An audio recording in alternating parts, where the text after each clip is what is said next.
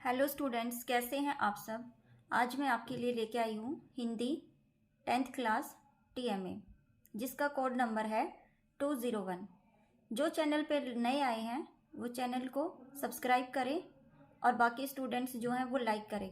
Students, आपके like से बहुत बड़ी मोटिवेशन मिलती है, तो प्लीज़ आप लाइक किया करो। अब हम शुरुआत करते हैं क्वेश्चन नंबर 1 की। बीती विभागरी जागरी कविता में प्रकृति सौंदर्य का सुंदर चित्रण है।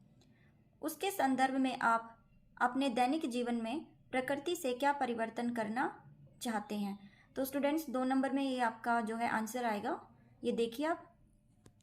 ठीक है, बीती विभागरी जागरी कविता में प्रकृति सौंदर्य, ठीक है, ये आपका 2 नंबर में आएगा।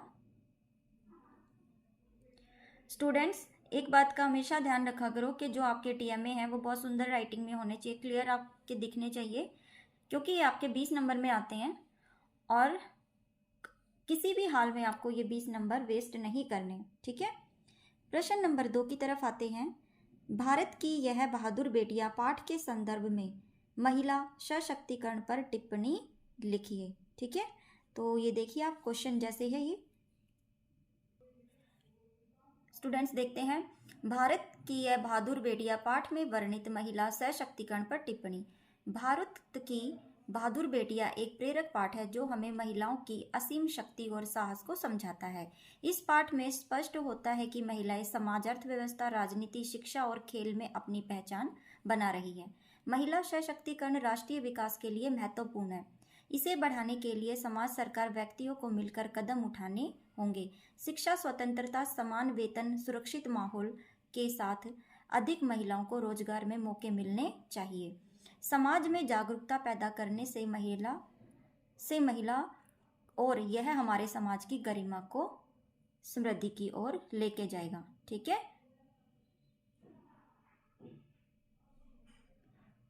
अभी देखिए आप लोग। स्टूडेंट्स, अभी हम देखेंगे प्रश्न नंबर 3। अपना पराया पाठ से स्वास्थ्य के संबंध में आप क्या संदेश ग्रहण करते हैं। ठीक है, अपने शब्दों में लिखिए।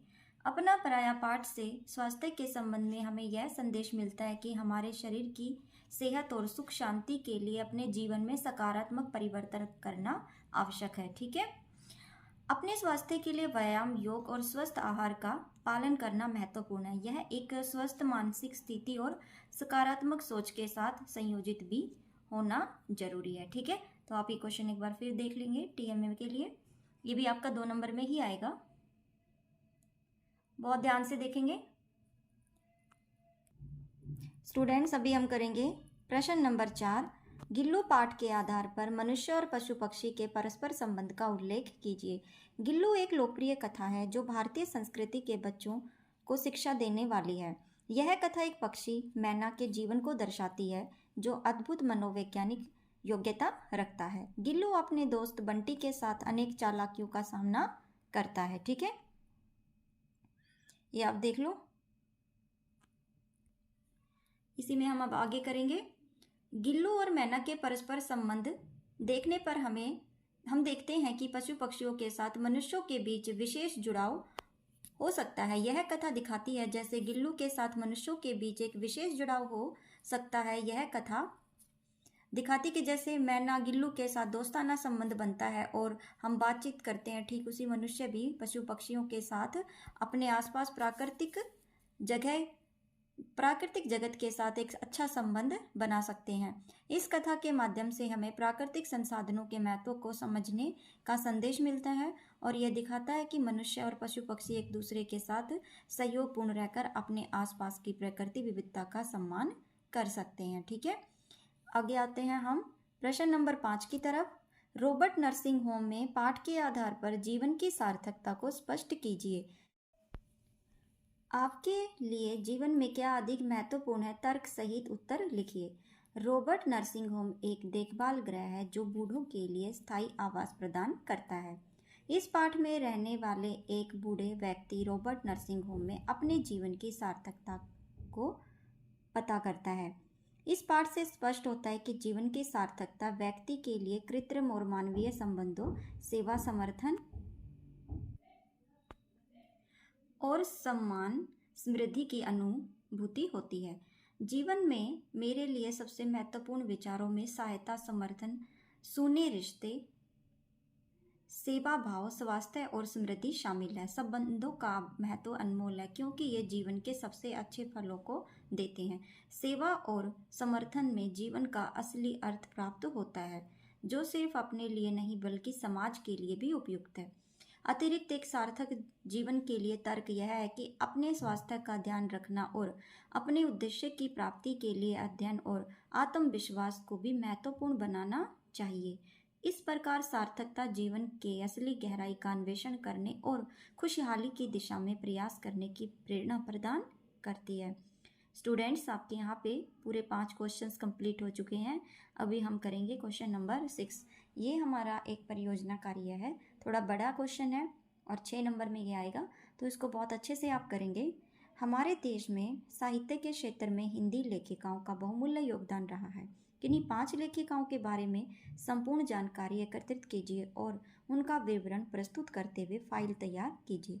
परियोजना शीर्षक क्या है? हिंदी महिला लेखिकाओं का बहुमूल्य योगदान। ठीक है। महादेवी वर्मा, जन्म 26 मार्च 1960, इनका निधन हुआ था 11 सितंबर 1987 में। सम्मान क्या मिला था? ज्ञानपीठ पुरस्कार 1982 में। चरित्र की बात करें, महादेवी वर्मा एक प्रसिद्ध कवियत्री थी जिनकी कविताएं भावुक और साहित्यिक उत्प्रेरणा से भरी होती हैं। उन्होंने समाज में स्त्रियों के उत्थान के लिए रचनाएं लिखी थी। ठीक है, तो हमारा पहला है महादेवी वर्मा। दूसरे पे आते हैं इंदिरा गोस्वामी। इनका जन्म 14 जनवरी 1942, इनका निधन 23 नवंबर 2018 और इनको क्या सम्मान मिला था? साहित्यिक अकादमी पुरस्कार 1982 में। चरित्र की बात करें, इंदिरा गोस्वामी विभिन्न उपन्यास, कहानी और कविताओं के लिए प्रसिद्ध लेखिका थी, जिन्होंने महिला और समाज के मुद्दों पर अपने लेखन से चर्चा को आगे बढ़ाया है। ठीक है। तीसरे पे आते हैं कमला सुरैया। ये सुर य आ। ठीक है। जन्म हुआ 31 जनवरी 1934 में, इनका निधन 31 मई 2009 में हुआ। सम्मान पद्मश्री 2006 में इनको मिला।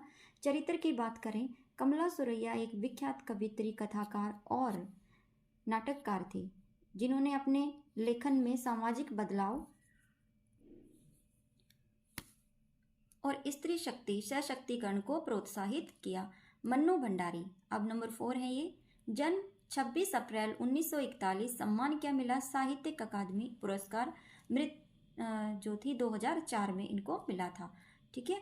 चरित्र, मन्नू भंडारी एक प्रसिद्ध साहित्यकार थी जिनकी रचनाएं मानवीय संबंधों और समाज के मुद्दों को उजागर करती हैं। 5 की बात करें, नंबर 5 पे अमृता प्रीतम। जन्म 31 अक्टूबर 1924, निधन 27 नवंबर 2005। सम्मान ज्ञानपीठ पुरस्कार 1981, पद्म भूषण 1999। चरित्र की बात करें, अमृता प्रीतम एक कवित्री थी जिनकी कविताएं प्रेम, जीवन के मायने और महिला विरोधी विचारों को बयां करती थी। ठीक है। तो स्टूडेंट्स एक बार फिर देख लो, 5। ठीक है, ऊपर जो हमने किया 4। ठीक है, तो ये हमारी टोटल 5 लेखिकाओं के बारे में हमने चर्चा की।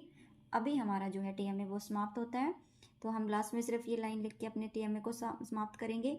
इस परियोजना में हमने 5 हिंदी साहित्यिक लेखिकाओं की जानकारी प्रस्तुत की है। इन लेखिकाओं का हिंदी साहित्य में बड़ा योगदान रहा है। स्टूडेंट्स, आज की आपको टीएमए की जो वीडियो वो कैसी लगी, अपना लाइक देके बताना। साथ में कमेंट भी किया करो कि आपको अच्छी लगी या नहीं लगी, ताकि आगे मैं आपके लिए और भी कुछ महत्वपूर्ण प्रश्न हिंदी के जो हर बार एग्जाम में पूछे जाते हैं वो लेके आऊँ। तब तक के लिए बाय। कल फिर मिलेंगे एक नई वीडियो के साथ। Thank you.